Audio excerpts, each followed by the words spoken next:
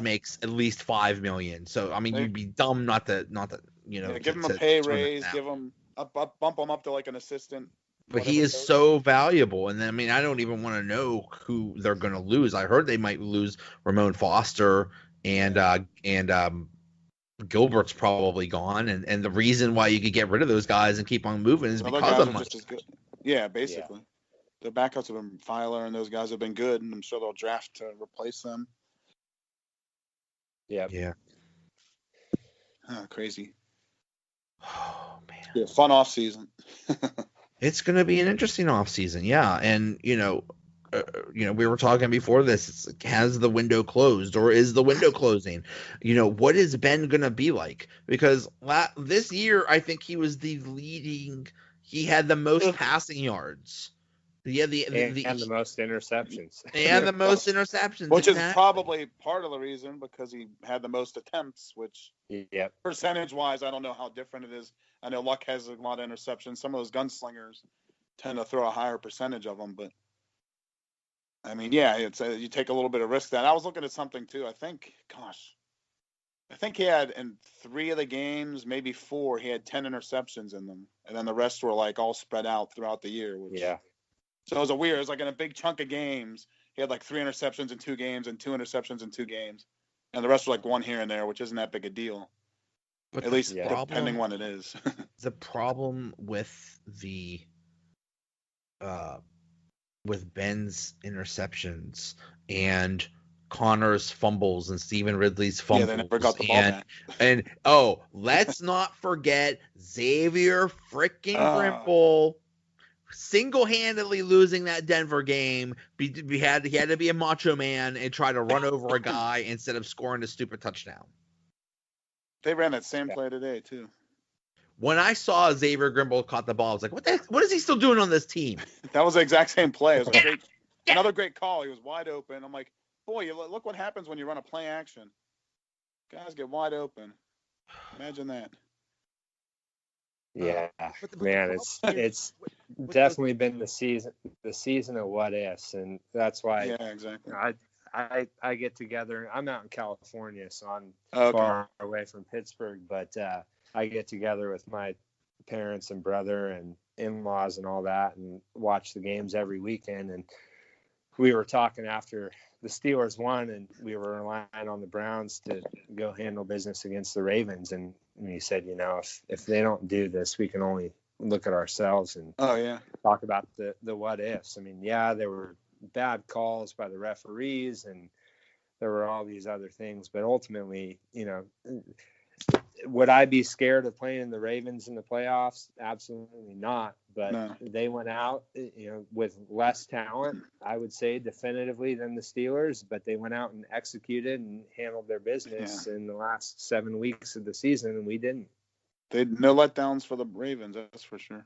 Shaun, you're in California. We're in Pittsburgh. I could tell you, the city is literally burning.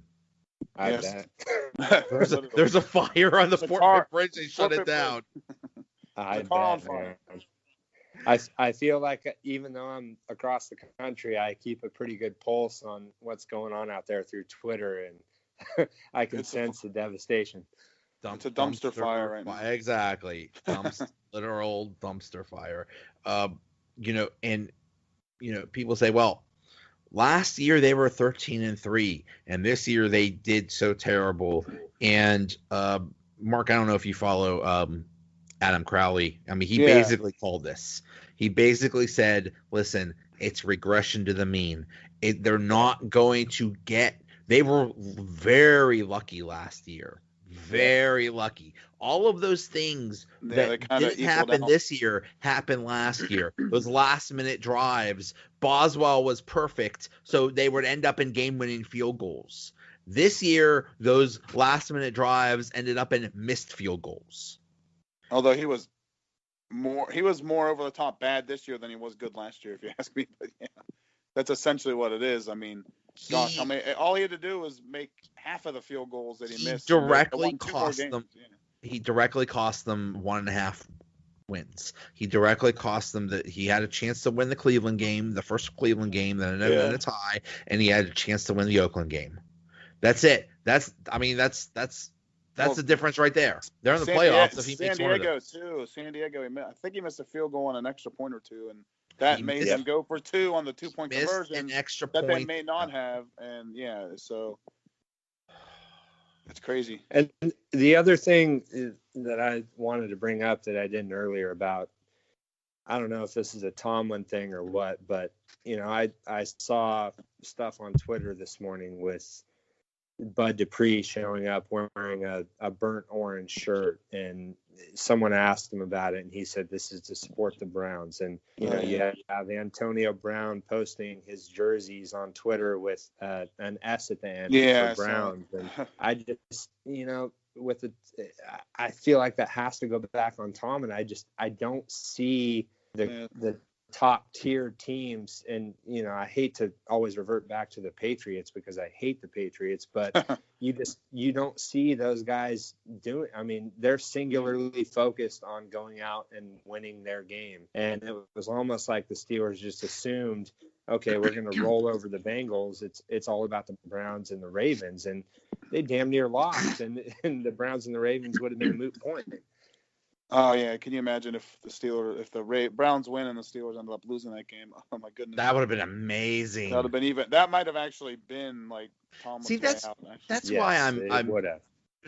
I don't know, Shaun. Where were you watching the game? Were you at home, or did you go somewhere? Or I'm with my brother and my parents. My brother has an NFL ticket, so we get together every Sunday. Okay, so you were able to switch between the games, or? Oh, we have 2 TVs set up here in the living room. Beautiful. We have them on simultaneously. That's crazy. And Mark, you were saying you were able I to saw watch every play of the Cleveland game and of the Steelers game. I was in a bar watching, and like half the TVs had the Steelers game and half the TVs had the Browns game. And it was crazy. It was very exciting. And then the Steelers game ended earlier than the Browns game, and everybody was watching it. Even in the stadium, they turned it on to the Browns game. So and Cleveland almost pulled it off. Yeah, but it looked promising for sure. But it's kind of it epitomizes the way the season went, is got our hopes up and let down at the end. Yeah, it was. But I part of me is really sad that they didn't make the playoffs, because I think they had the potential to be extremely dangerous. I mean, for them to go into New Orleans has the best record in the league, and to go toe-to-toe with them, and if it wasn't for our crooked ref, that's another thing I should have put on there, crooked refs. The crooked ref cost them the Chargers game, and cost them the Saints. The Saints game. And that's it's just one of those things where like we talked about, those are the things where they got lucky last year, and those things went their way, and just they got unlucky this year, and it just didn't go their way. But I'm kind of glad they didn't make the playoffs, because let's say the Browns beat the Ravens, Steelers make the playoffs, and then win a first game, the home game, but then lose. Or even lose their first time, or just don't go far into the playoffs or something like that. No changes will be made. Probably. Exactly, nothing will happen. Everything will just be fine. It's like, oh yeah, we're doing fine. It's like, no, things are not fine. They're not even close to being fine. There are so many problems, and hopefully they get addressed. So we'll see. All I know is it's going to be really interesting. There is never a dull moment with the Steelers. Never. Yeah. Good Lord. What an exhausting season. Yeah, almost like a weight. I don't want them to be done, but it's almost like a weight off my shoulders, just because of how they were just doing things so many head scratching moments that make you wonder what the heck is going on. It really was an exhausting season. The whole Le'Veon Bell thing was just. The Bell thing just started it all off on the wrong foot. And he may have been responsible for a win or two while Connor was out. I'm not sure how much it would have affected the games that he played in. Also, maybe the games we win. Maybe the games we lose. But yeah, I mean, everyone was waiting or thinking that the Bell thing was going to be our demise, and lo and behold, we're 7-2-1, and when the Bell thing was over and there was clarity is when we started, getting on a roll. Right. And we started losing games. So it was weird season. And I agree with you guys. I mean, I'm hoping that not making the playoffs versus making the playoffs, which would have masked a lot of the problems that are going on with our team. Hopefully we address those, but it sucks. I hate not being able to watch the Steelers play in January, and like Ben said today in his press conference, we've kind of been spoiled the last however many years, 4 years, but hopefully this forces us to look at some things very critically and make some course changes, whatever those are. I mean, Ben is going to be another year older. Antonio Brown is what, 30, 31, something like that. He's not exactly young. No. I think he's got plenty of good years left, only because he works out like a maniac. He's probably as hard a worker next that I've seen, or I haven't seen in person, but from what you hear and see, he's a hard worker, but you still, Jerry Rice, old age, eventually catches up to you. The window is closing. I don't know how much longer it's going to continue. This was just a wasted year, and it just stinks. It just stinks that you have this level of talent and it just gets wasted. Yeah. And for whatever reason, like I said, I think some of make a couple changes on what they're doing on defense, and the defense will look a little bit better. They need a new scheme. They need a new defensive coordinator. They change the way that the game has changed a little bit. I have no idea why. I think Butler should have been fired last year. When you give up 45 points to Blake freaking Bortles, you do not deserve a job. Absolutely. Yeah, I don't know how much. Especially when it's the second time you played him in a year. Yeah, they did. Well, I guess last year you can kind of point a little bit more to the Shazier thing, just because it happened mid-season, right? As the problem, because Jacksonville, as much as they may have failed, their coaches really did a good job, especially early on, of exploiting that with those passes to the little dump offs to the running to Fournette and everything. Yeah, that was a big problem early on, and then they kind of got back in the game, but. Yeah, that's too many points to give up to Blake Bortles in a season, let alone one game. And you gotta hand it to the Ravens. Mark and I were talking about this, ad nauseum. But they never. What did they win 7 in a row or something like that? Yeah, they found a new toy and it's working for now. Yeah, and we were, like I said, we had 2 TVs on here, and we were watching every play of that game. And me and my brother, who are, I consider us as diehard Steelers fans, as you'll find, we're watching them run the ball, and every play, Lamar Jackson's not going to throw the ball, and they're just running it down their throat. It's so frustrating. You have to give them credit. It's so frustrating. They know. Everybody knows they're going to run the ball. They don't even fake it. They don't even pretend that they're going to pass. No. And it still works. Right. 3rd and 6, 3rd and 8, doesn't matter. They're picking up first down.